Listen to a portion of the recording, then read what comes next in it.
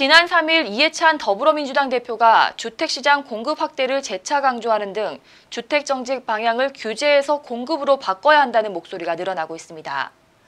공급책으로 제시되고 있는 그린벨트 해제와 상업지역 활용에 대한 관심이 매우 뜨거운데요. 주택시장 안정화를 위한 논의에 대해 이승재 기자와 알아보겠습니다. 안녕하세요. 네, 안녕하세요. 네, 이승재 기자. 이 서울 집값이 49개월째 상승세를 이어가고 있는 상황에서 이 그린벨트 해제 이야기까지 나오고 있는데요.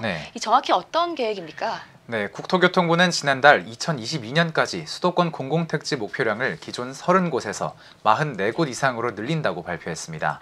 지금까지 성남, 김포, 부천 등에서 14개 택지 개발 계획이 공개된 상태인데요. 하지만 서울 인접지에 이제 더 이상 마땅한 부지가 없다는 지적이 제기되어 왔습니다.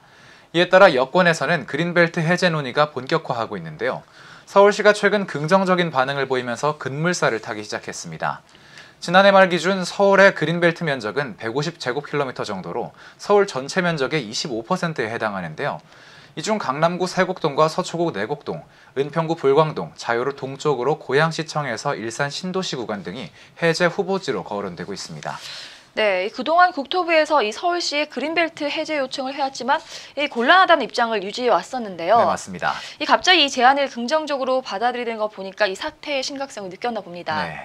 네, 이 상업지역 활용도 제기되고 있다고요. 네, 맞습니다. 국토부는 최근 서울시에 상업지역과 준주거지역에 대한 주거면적 비율 상향도 요청을 했는데요.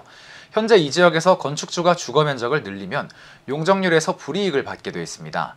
하지만 상업지역과 준주거지역은 주로 역세권이나 대로변이기 때문에 주거지역에 비해서 교통 환경이 훨씬 뛰어난데요.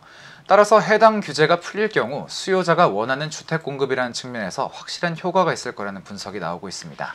네, 하지만 이 재개발과 재건축 규제 완화는 이 정부 내에서 전혀 검토 대상이 아닌 걸로 알고 있는데요. 네, 그렇습니다. 그래서 재산세와 종부세 등 보유세를 늘리는 대신에 취득세와 양도소득세 등 거래세를 줄이는 방안도 논의가 되고 있는데요. 전문가들 사이에서는 OECD 평균 대비 지나치게 높은 거래세 비중을 낮출 필요가 있다는 지적이 오랫동안 제기되어 왔습니다. 이 문제는 정부 측에서도 긍정적으로 검토하고 있는 걸로 알려져 실현 가능성이 훨씬 높다는 분석입니다. 예, 그렇군요. 이 집값 잡기에서 여러 가지 논의가 계속되고 있는데 이에 대한 반응은 어떻습니까? 네, 전문가들은 이런 방안들이 즉각적으로 효과를 기대하기는 어렵더라도 긴 안목에서 공급 대책을 들고 나오는 것은 환영할 만한 일이라고 보고 있습니다. 네, 이 비정상적으로 폭등하는 주택 가격을 안정화시킬 방안들이 여기저기서 나오고 있습니다. 이 정부가 신중하게 방안들을 검토하고 이 문제들을 잘 해결하길 바랍니다. 지금까지 이승재 기자와 알아봤습니다. 고맙습니다. 고맙습니다.